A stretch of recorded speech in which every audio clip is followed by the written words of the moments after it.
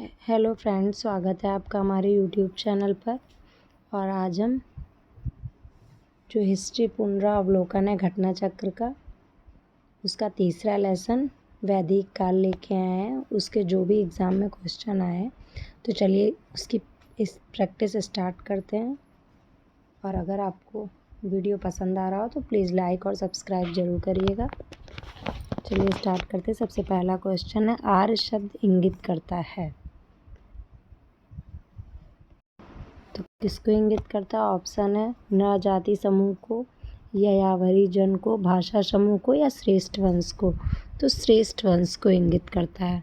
ठीक है, आर्य शब्द श्रेष्ठ वंश को इंगित करता है। फिर नेक्स्ट क्वेश्चन है, क्लासिकी संस्कृति में आर्य शब्द का अर्थ क्या है? ईश्वर में विश्वास, एक वंशानुगत जाति, एक विशेष धर्म में विश्वास रखने वाला, एक उत्तम व्यक्ति। तो आसान क्वेश्चन है, एक उत्तम व्यक्ति। नेक्स्ट थर्ड क्वेश्चन पे आते हैं, सबसे पुराना वेद कौन सा है? 4 वेद हैं, उनमें सबसे पुराना कौन सा है? तो ये तो सभी को पता होगा, ऋग्वेद जो है वो सबसे पुराना है। ठीक है, फिर त्रयी नाम किसका है? तीनों वेदों का, हिंदू धर्म के 3 देवताओं का, धर्म संघ। तो 3 वेद जो हैं, यजुर्वेद, श्रृंगवेद और सामवेद, इनको वेदत्रयी या त्रयी कहा जाता है। इसमें अर्थवेद को नहीं रखा गया है। ठीक है, नेक्स्ट क्वेश्चन 5th देखते हैं। 5th है, किस वैदिक ग्रंथ में वर्ण शब्द का सर्वप्रथम नामोल्लेख मिलता है? ऋग्वेद का, अर्थवेद का, सामवेद का, या यजुर्वेद का? तो वर्ण का उल्लेख किस में मिलता है? ऋग्वेद में। ठीक है, इसकी व्याख्या भी पढ़ लेते हैं। वर्ण शब्द का सर्वप्रथम उल्लेख ऋग्वेद में मिलता है।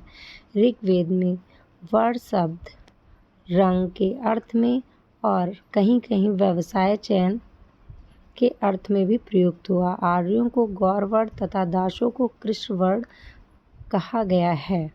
ऋग्वेद के 10वें मंडल में पुरुष सूक्त में सर्वप्रथम शूद्र शब्द मिलता है। ठीक है,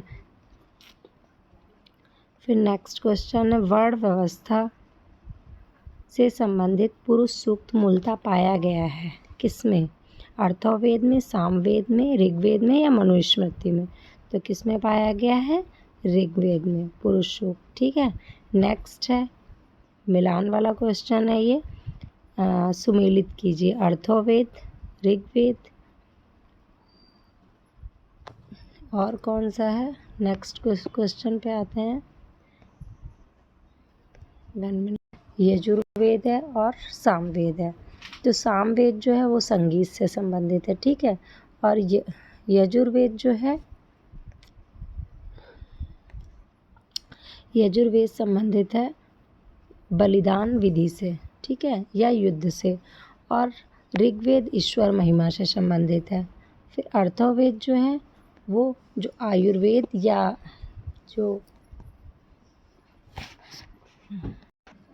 अर्थवेद को जादू टोना इन सब चीज़ों से भी संबंधित माना जाता है। कहीं कहीं ये भी ऑप्शन आता है। चलिए नेक्स्ट क्वेश्चन पे आते हैं। फिर से उसी तरीके से है, ऋग्वेद किससे संबंधित है? स्रोत एवं प्रार्थनाओं से संबंधित है। 1 मिनट। ऋग्वेद स्रोत एवं प्रार्थनाओं से संबंधित है, और यजुर्वेद स्रोत एवं कर्मकांड से संबंधित है। सामवेद संगीत में, अर्थवेद तंत्रमत वशीकरण। ठीक है, तो अर्थवेद में एक औषधि से संबंधित भी है और दूसरा स्रोत एवं प्रार्थनाओं से भी संबंधित है। ठीक है, तो इसका ए ऑप्शन राइट हो जाएगा, ए का चौथा। ठीक, फिर नेक्स्ट क्वेश्चन है 9th, निम्नलिखित 4 वेदों में से किस एक में जादुई माया और वशीकरण का वर्णन है? जो अभी मैंने बताया तो अर्थवेद में है। ठीक है, फिर नेक्स्ट क्वेश्चन पे आते हैं। नेक्स्ट है, ऋग्वेद में रचनाएं हैं कितनी हैं? 1028 हैं। तो 1028 इसमें जो इससे पहले क्वेश्चन दे रखा है उसमें दे रखा है, इसमें 1028 सूक्त का ऑप्शन दे रखा है, परंतु 10,552 रचनाएं हैं। क्वेश्चन में रचनाएं पूछा है तो रचनाएं कितनी हैं? 10,552 रचनाएं हैं। ठीक है, इसलिए यहाँ पे ऑप्शन गलत देख रखे हैं। 10,552 ठीक है रचनाएं हैं। फिर ऋग्वेद है स्रोतों का संकलन है, कथाओं का संकलन है, शब्दों का संकलन है या ये युद्ध ग्रंथ का है? तो ऋग्वेद जो है स्रोतों का संकलन है। फिर से मिलान वाला क्वेश्चन आ गया। ऋग्वेद, सामवेद, अथर्ववेद, यजुर्वेद, तो कौन सा ऑप्शन सब यहाँ पे दे रखा है? ऋग्वेद जो है ऐत्रेय से संबंधित है, अर्थात ऋग्वेद ऐत्रेय से संबंधित है। ठीक है, थर्ड ऑप्शन हो जाएगा सामवेद किससे संबंधित है? पंचवीस से संबंधित है, पंचवीस। ठीक, फोर्थ हो गया अथर्ववेद गोपद। ठीक, यजुर्वेद शतपथ से संबंधित है। फिर निम्नलिखित में से ऋग्वेद का संबंध है किससे है? तो ऋग्वेद का संबंध है ऐत्रेय ब्राह्मण से। चलिए नेक्स्ट 14 क्वेश्चन पे आते हैं। गोपथ ब्राह्मण संबंधित है किससे? तो गोपथ ब्राह्मण किससे संबंधित है? अथर्ववेद से संबंधित है। इसको अच्छे से याद कर लीजिएगा, ये बार बार पूछे जाते हैं। फिर नेक्स्ट है ऋग्वेद का कौन सा मंडल पूर्णतः सोम को समर्पित है? तो कौन सा मंडल संबंधित है? नवम मंडल जो है पूर्णतः सोम को समर्पित है। फिर 16 क्वेश्चन है ऋग्वेद संहिता का नवम मंडल पूर्णतः किसको समर्पित है? नवम मंडल पूर्णतः वही क्वेश्चन है घुमा के, सोम तथा ईश पे पर नामांकृत देवता को यज्ञ संबंधी विधि विधानों का पता चलता है किससे? तो यज्ञ संबंधी विधि विधानों का पता चलता है यजुर्वेद से। ठीक है, याद करने का ये भी, यजुर्वेद या से शुरू है तो यज्ञ संबंधी विधि विधानों का पता यजुर्वेद में चलता है। फिर निम्नलिखित में से किसका संकलन ऋग्वेद पर आधारित है? यजुर्वेद का, अथर्ववेद का, सामवेद का? तो सामवेद जो है उसका ऋग्वेद पर आधारित है संकलन। ठीक है, नेक्स्ट 19 क्वेश्चन पे आते हैं। भारत के किस स्थल की खुदाई लौह धातु के प्रचलन के प्राचीनतम प्रमाण मिलते हैं? तक्षशिला में मिलते हैं, कौशाम्बी में या अंतरजी खेड़ा में या हस्तिनापुर में? तो अंतरजी खेड़ा जो है वो लौह धातु के लिए है। ठीक है, बी ऑप्शन हो जाएगा। इसका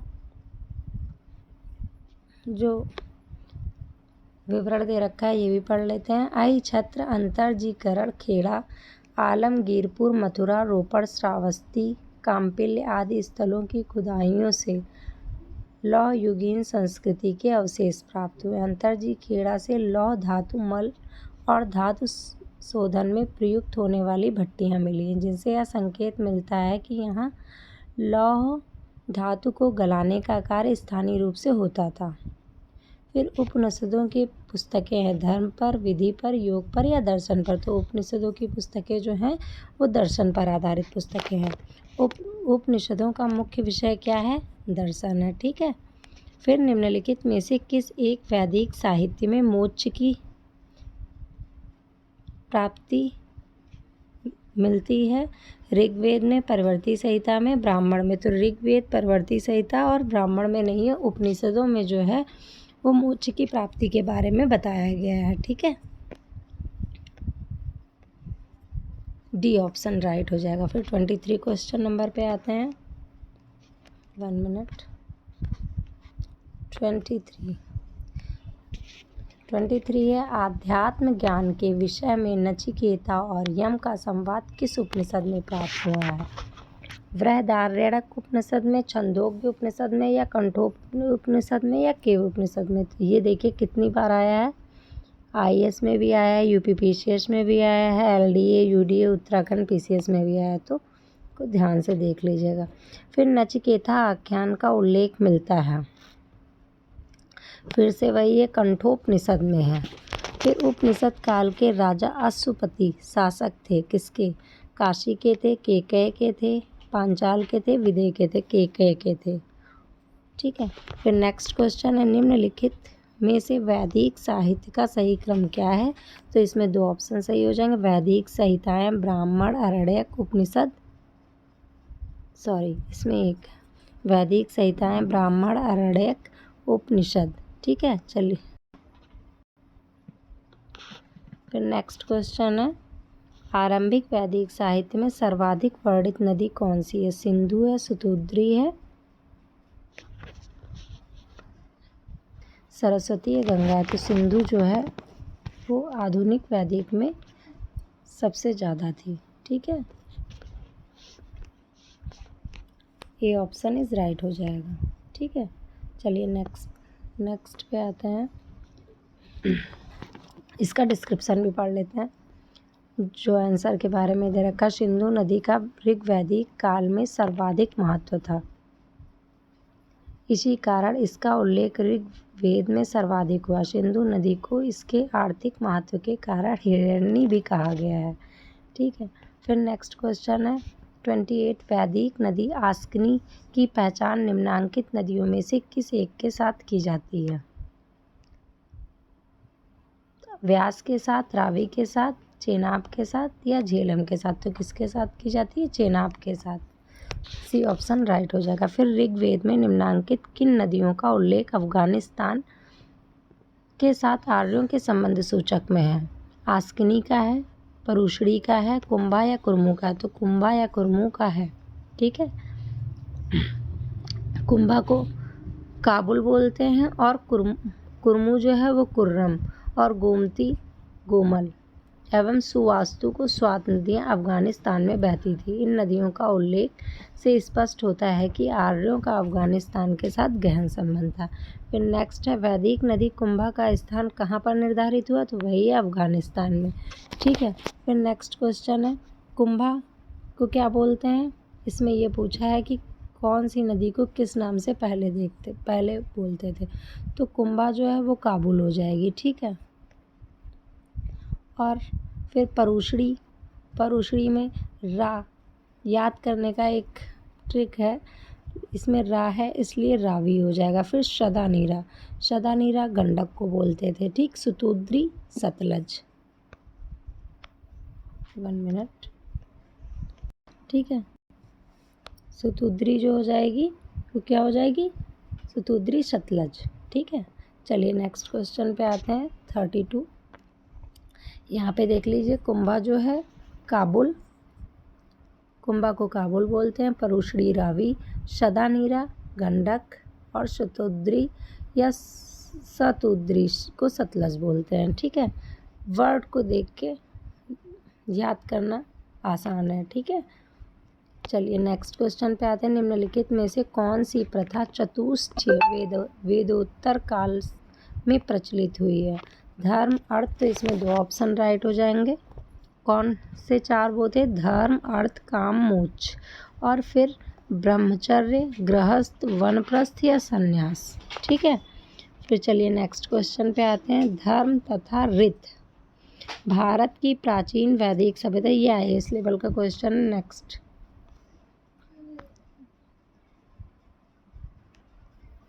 ये आप देख लीजिएगा, अभी आर ओ और UP PCS को लेके चल रहा है, और UP SSSC की जो भी वैकेंसी आ रही हैं। चलिए नेक्स्ट क्वेश्चन पे आते हैं। भारतीय संस्कृति के अंतर्गत ऋत का अर्थ है।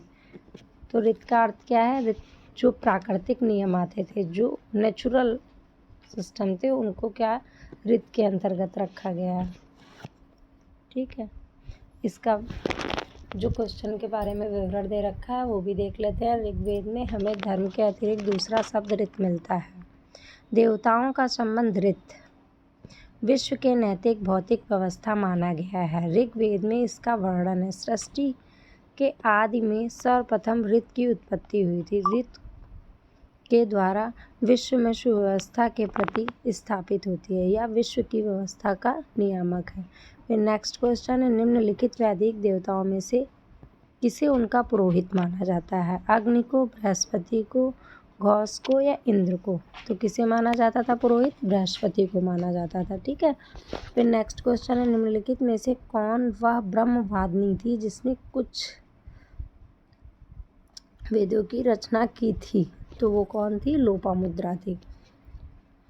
फिर इसका जिस क्वेश्चन के बारे में जो दे रखा है वो भी पढ़ लेते हैं, जिससे चीज़ें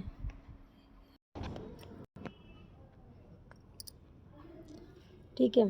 वैदिक साहित्य में कई ऐसी विदुषी स्त्रियों का उल्लेख मिलता है जिन्होंने वेद मंत्रों की रचना की थी, यथा बाला, घोषा और विश्वारा, लोपामुद्रा आदि।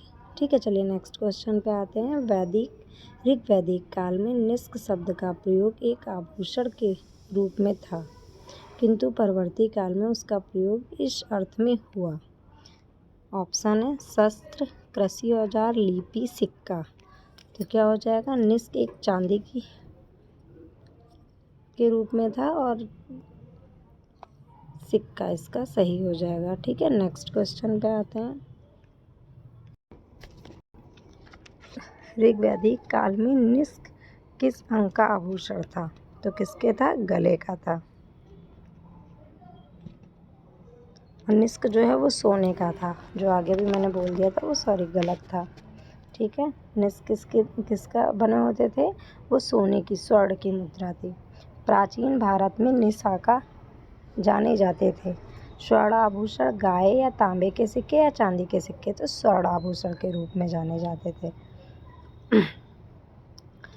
फिर इसका जो भी क्वेश्चन का विवरण दे रखा है ये भी देख लेते हैं। बौद्ध जातक में 3 प्रकार के स्वर्ण सिक्कों का उल्लेख मिलता है। प्रथम क्रम में निशाका या निष्क, दूसरे क्रम में स्वर्ण, तीसरे क्रम में मशाका। ठीक है, मशाका मूल्य की दृष्टि से सबसे निम्न, निशाका उच्च मूल्य वाली मुद्रा थी। फिर नेक्स्ट क्वेश्चन है 14। बोगच कोई महत्वपूर्ण है क्योंकि यह मध्य एशिया एवं तिब्बत के मध्य एक महत्वपूर्ण व्यापारिक केंद्र था। यहाँ से प्राप्त अभिलेखों में वैदिक देवताओं और देवियों का नामोल्लेख प्राप्त होता है। वेद के मूल्य ग्रंथों की रचना यहाँ हुई थी। या उपयुक्त में से कोई नहीं, तो बोगच कोई महत्वपूर्ण है। यहाँ से प्राप्त अभिलेखों में वैदिक देवताओं देवियों का नामोल्लेख प्राप्त होता है। ठीक है, फिर नेक्स्ट क्वेश्चन है निम्नलिखित अभिलेखों में से कौन सा ईरान से भारत में आर्यों के आने की सूचना देता है? मानसेहरा, शहबाजगढ़ी या बोगचकोई? तो कौन सा देता है अभिलेख? बोगचकोई देता है। फिर 42 क्वेश्चन पे आते हैं। 14वीं सदी ईसा पूर्व का एक अभिलेख जिसमें वैदिक देवताओं का वर्णन है प्राप्त हुआ है। एक बटाना से, बोगचकोई से या बेबीलोन से? तो वही क्वेश्चन है, बोगचकोई से प्राप्त हुए हैं। ठीक है, फिर नेक्स्ट क्वेश्चन है निम्नलिखित में से किसने आर्यों के आदि देश के बारे में लिखा था? शंकराचार्य ने, एनी बेसेंट ने, विवेकानंद ने या बाल गंगाधर तिलक ने? किसने लिखा था? बाल गंगाधर तिलक ने। बाल गंगाधर तिलक ने आर्यों के आदि देश के बारे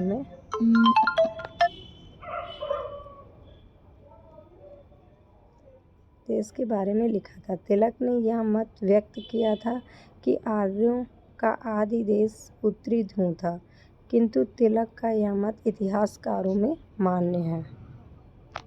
नेक्स्ट क्वेश्चन है जिस ग्रंथ में पुरुष मेद का उल्लेख हुआ है वह है कृष्ण यजुर्वेद, शुक्ल यजुर्वेद, शतपथ ब्राह्मण या पंचविंश? तो इसमें कोई भी ऑप्शन सही नहीं है।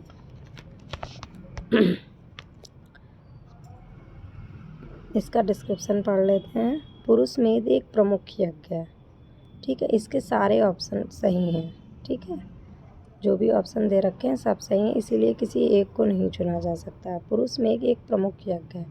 यह शुक्ल यजुर्वेद के 30वें अध्याय, कृष्ण यजुर्वेद, शुक्ल यजुर्वेद और शतपथ ब्राह्मण तथा कृष्ण यजुर्वेद 33वें ब्राह्मण में वर्णित है। अतः प्रश्न में दिए गए विकल्पों में तीनों मौजूद है, तो इसलिए किसी एक ऑप्शन को नहीं चुना जा सकता है। चलिए नेक्स्ट पे आते हैं। शतपथ ब्राह्मण में उल्लेखित राजा विदेत माधव से संबंधित ऋषि थे। ऋषि भारद्वाज थे, ऋषि वशिष्ठ थे, ऋषि विश्वामित्र या ऋषि गौतम राहुगढ़ थे? तो कौन थे? ऋषि गौतम राहुगढ़। इसकी व्याख्या भी देख लेते हैं। आर्यों के पूर्व दिशा की ओर प्रसार के विषय में शतपथ ब्राह्मण में वर्णित विदेत माधव की आख्यायिका उल्लेखनीय है। इसके अनुसार राजा विदेह माधव से संबंधित ऋषि गौतम राहुगढ़ थे। फिर नेक्स्ट क्वेश्चन है, उत्तर वैदिक काल में निम्नलिखित में से किनको आर्य संस्कृति धुर समझा जाता था? अंग मगध को, कौशल विदेह को या कुरु पांचाल को या मत्स्य सुरसेन को? तो किसको समझा जाता था? कुरु पांचाल को समझा जाता था। ठीक है, इसकी व्याख्या भी देख लेते हैं। उत्तर वैदिक काल में नगरीकरण की प्रक्रिया आरंभ हो चुकी थी। कुरु पांचाल इस समय के प्रमुख नगर बन गए थे और ये नगर उत्तर वैदिक सभ्यता के मुख्य केंद्र धुर थे। फिर नेक्स्ट क्वेश्चन है, गोत्र शब्द का प्रयोग सर्वप्रथम हुआ अर्थववेद में, ऋग्वेद में, सामवेद में या यजुर्वेद में? तो गोत्र शब्द का सर्वप्रथम ऋग्वेद में प्रयोग हुआ। ठीक है, फिर नेक्स्ट है, पूर्व वैदिक आर्यों का धर्म प्रमुखता था भक्ति का, मूर्ति पूजा और यज्ञ का, प्रकृति की पूजा और यज्ञ का, या प्रकृति पूजा और भक्ति का? तो किसका था? प्रकृति पूजा और यज्ञ का था। इसकी व्याख्या देखते हैं। पूर्व वैदिक आर्यों का धर्म मुख्यतः प्रकृति पूजा और यज्ञ पर आधारित था। भक्ति तथा मूर्ति पूजा का उदय मौर्योत्तर काल में हुआ था। नेक्स्ट 49 क्वेश्चन है, ऋग्वेद काल में जनता निम्न में से मुख्यतः किसमें विश्वास करती थी? मूर्ति पूजा, एकेश्वरवाद, देवी पूजा या बलि एवं कर्मकांड में? तो किसमें करती थी ऋग्वैदिक काल में? डी ऑप्शन, बलि एवं कर्मकांड में। ऋग्वैदिक काल में लोग प्रकृति की शक्तियों, वैदिक देवता तथा देवियों की प्रार्थना, यज्ञ में विश्वास करते थे। फिर नेक्स्ट 15 क्वेश्चन है, प्रसिद्ध 10 राजाओं का युद्ध किस नदी पर है? तो किस नदी पर? परुश्री पे किया गया था 10 राजाओं का युद्ध। फिर नेक्स्ट क्वेश्चन है 51 पे आते हैं, ऋग्वेद में उल्लेखित वही क्वेश्चन है, तो किस पे किया गया था? परुश्री नदी पर 10 राजाओं का युद्ध। फिर निम्न में से किस नदी को ऋग्वेद में मातेत्मा, देवेत्मा एवं नदीत्मा? तो किस नदी को कहा जाता था? सरस्वती नदी को। ठीक है, फिर नेक्स्ट क्वेश्चन है, उस जनजाति का नाम बताइए जो ऋग्वैदिक आर्यों के पंचजन से संबंधित नहीं है। यदु, तुर्वस, किक्कट। तो किक्कट जो है ऋग्वैदिक आर्यों के पंचजन से संबंधित नहीं है। फिर नेक्स्ट 54 क्वेश्चन है, प्राचीन काल में आर्यों के जीविकोपार्जन का मुख्य साधन था? कृषि था, शिकार था? तो कौन सा था? प्राचीन काल में आर्यों का कृषि था। फिर नेक्स्ट 55 क्वेश्चन है, निम्नलिखित ऋग्वेद में उल्लेखित यौ का अर्थ क्या है? चौथा। ठीक है, चलिए फिर 56 क्वेश्चन पे आते हैं। ऋग्वैदिक पहाड़ी किस वर्ग के नागरिक थे? पुरोहित थे, लोहार थे, स्वर्णकार थे या व्यापारी थे? तो क्या थे? व्यापारी थे। पहाड़ी जो है, पहाड़ी शब्द का अभिप्राय व्यापारी से लिया गया है। फिर इसकी व्याख्या भी देख लेते हैं। व्यापार वाणिज्य प्रधान था, पढ़ी लोग करते थे। ऋग्वेद में पढ़ी शब्द का उल्लेख कई स्थानों पर हुआ है। पढ़ी ऋण देते थे तथा ब्याज बहुत अधिक लेते थे। उन्हें बेकनाट या सूदखोर कहा गया है। फिर वैदिक युग में प्रचलित लोकप्रिय शासन प्रणाली थी? निरंकुश थी, प्रजातंत्र थी या गणतंत्र थी या वंश परंपरागत राजतंत्र थी? वैदिक युग में वंश आधारित थी। ठीक है, फिर 58 क्वेश्चन है, वैदिक युगीन सभा गांवों के व्यावसायिक लोगों की संस्था थी? राज दरबार होता था, मंत्री परिषद थी? तो वैदिक युगीन सभा जो है वो मंत्री परिषद ही थी। फिर नेक्स्ट क्वेश्चन है, किस वेद में सभा और समिति की प्रजापति की 2 पुत्रियां कहा गया है? तो किस में कहा गया है? अर्थववेद में कहा गया है। फिर नेक्स्ट है 16 क्वेश्चन, ऋग्वैदिक जनसभा जो न्यायिक कार्यों से संबंधित थी, कौन हो जाएगा? सभा संबंधित थी न्यायिक कार्यों से। ठीक है, फिर नेक्स्ट क्वेश्चन है, आयुर्वेद अर्थात जीवन का विज्ञान का उल्लेख मिलता है? तो किस में मिलता है? आयुर्वेद का अर्थववेद में। ठीक है, अर्थवेद में मिलता है और सामवेद में संगीत का मिलता है। ठीक। नेक्स्ट क्वेश्चन है, ऋग्वैदिक धर्म था बहुदेववादी था, एकेश्वरवादी था, अद्वैतवादी था या निर्वत मार्गी था? तो क्या था? बहुदेववादी था। ये इंद्र, अग्नि, कई देवताओं पे विश्वास करते थे, इसलिए बहुदेववादी था। सर्वाधिक ऋग्वैदिक सूक्त समर्पित हैं किसको? इंद्र को। अगर यहाँ इंद्र ऑप्शन ना होता तो दूसरे नंबर पे अग्नि हो जाता, पहले नंबर पे इंद्र।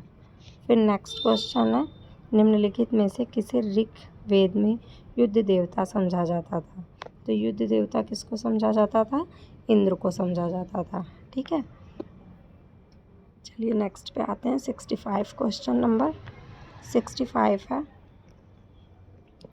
ऋग्वेद में सर्वाधिक संख्या में मंत्र संबंधित है। किससे संबंधित है? यहाँ पे इंद्र नहीं दे रखा है, इसलिए अग्नि से संबंधित है। ठीक है, फिर नेक्स्ट क्वेश्चन है, निम्नलिखित में से पूर्व वैदिक कार्यों का सर्वाधिक लोकप्रिय देवता कौन था?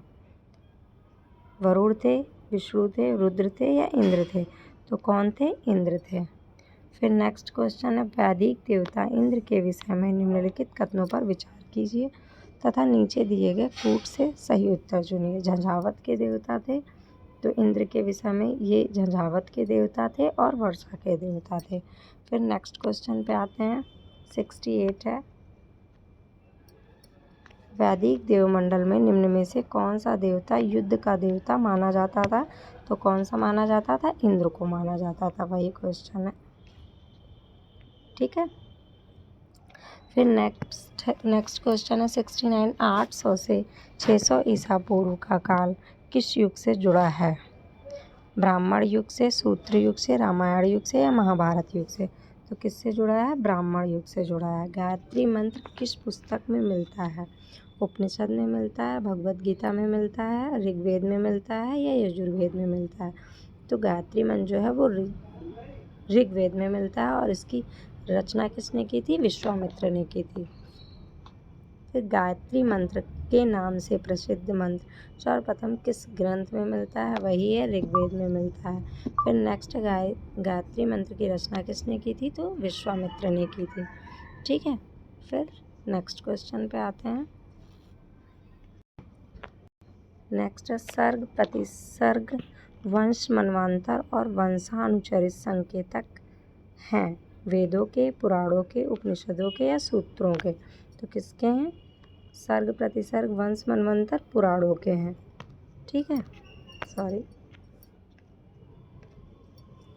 पुराणों के हैं। ठीक है, फिर नेक्स्ट क्वेश्चन है, पुराणों की संख्या कितनी है? तो कितनी है पुराणों की संख्या? 18 है। बी ऑप्शन राइट हो जाएगा। फिर श्रीमद् भगवद गीता मौलिक रूप से किस भाषा में लिखी गई है? तो श्रीमद् भगवद गीता मौलिक रूप से संस्कृत भाषा में लिखी गई है। फिर महाभारत मूलतः किस रूप में जानी जाती थी? वृहत कथा में, ब्राह्मण या जय संहिता? तो महाभारत को जय संहिता के रूप में जानते हैं। बाकी इसका डिस्क्रिप्शन भी पढ़ लेते हैं, जो भी व्याख्या दी गई है। प्रश्न की, महाभारत के प्रारंभिक रचना काल में 88,000 श्लोक थे। इसे जय संहिता के नाम से जाना जाता था। महाभारत का दूसरा संस्करण भारत था, जिसमें श्लोकों की संख्या 24,000 थी। वर्तमान महाभारत में 1,00,000 श्लोक प्राप्त हैं। यह इसका अंतिम संस्करण है, जिसे शतसहस्त्री संहिता या महाभारत कहा गया है। नेक्स्ट क्वेश्चन है, शतसहस्त्री संहिता उपनाम निम्नलिखित में से किसका है? तो महाभारत का है। ठीक है, फिर नेक्स्ट क्वेश्चन है, हिंदू पौराणिक कथा के अनुसार समुद्र मंथन हेतु किस सर्प ने रस्सी के रूप में स्वयं को प्रस्तुत किया था? तो किसने प्रस्तुत किया था? जो वासुकी थे, वासुकी सर्प का नाम है, उसने अपने आप को रस्सी के रूप में प्रस्तुत किया था। फिर किस काल में अछूत की अवधारणा स्पष्ट रूप से उतरत थी? तो किस काल में थी? धर्मशास्त्र के समय में। ठीक है, फिर सत्यमेव जयते शब्द किस उपनिषद से लिया गया है? तो सत्यमेव जयते शब्द मुंडको उपनिषद से लिया गया है। नेक्स्ट क्वेश्चन है, ये भी वही है, सत्यमेव जयते शब्द कहाँ से लिया गया है? मुंडको उपनिषद से लिया गया है। ठीक है, चलिए नेक्स्ट क्वेश्चन 82 पे आते हैं। भारतीय प्रतीक पर उत्कृष्ट सत्यमेव जयते लिया गया है, किससे लिया गया है? मुंडको उपनिषद से। ठीक है, वही है। फिर तमसो माँ ज्योतिर्गमय कथन है मूलतः उपनिषद का है, महाकाव्यों का है, पुराणों का है या षड्दर्शन का है? तो क्या हो जाएगा ऑप्शन? उपनिषदों का है तमसो माँ। और तमसो माँ ज्योतिर्गमय का अर्थ होता है अंधकार से प्रकाश की ओर। फिर नेक्स्ट है 84 क्वेश्चन, किस उपनिषद का शाब्दिक अर्थ सफ़ेद घोड़ा है? तो इसमें जो भी ऑप्शन है वो कोई नहीं है, इनमें से कोई नहीं सही होगा। और सफ़ेद घोड़ा जो है इसमें जो भी व्याख्या दी गई है उसको देख लेते हैं। विकल्प में दिए गए किसी उपनिषद का तात्पर्य सफ़ेद घोड़ा नहीं है। श्वेताश्वर उपनिषद का अर्थ है सफ़ेद घोड़े के द्वारा ढोया गया। तो इसका अगर श्वेताश्वर उपनिषद ऑप्शन में होता तो यही सही होता। फिर नेक्स्ट 85 क्वेश्चन है, सत्यकाम जबाल की कथा जो अनब्याही माँ होने के लांछन को चुनौती देती थी उल्लेखित है, किसमें उल्लेखित है? तो छंदोग्य उपनिषद में उल्लेखित है इसका। ठीक है, और इसकी व्याख्या भी देख लेते हैं। सत्यकाम जबाल महर्षि गौतम के शिष्य थे जिनकी माता का नाम जबाला था। सत्यकाम जबाल की कथा जो अनब्याही माँ होने के लांछन को चुनौती देती है, इनकी कथा छंदोग्य उपनिषद में उल्लेखित है। फिर नेक्स्ट 86 क्वेश्चन है, ऋग्वेद की मूल लिपि क्या थी? देवनागरी थी, खरोष्ठी थी, पाली थी या ब्राह्मी थी? तो इसकी जो लिपि है वो ब्राह्मी थी। ठीक है, फिर नेक्स्ट क्वेश्चन है 87, ऋग्वैदिक कर्मकांड में होता का संबंध किससे है? वैदिक कर्मकांड में होता का संबंध किससे है? तो किससे है? ऋग्वेद से है।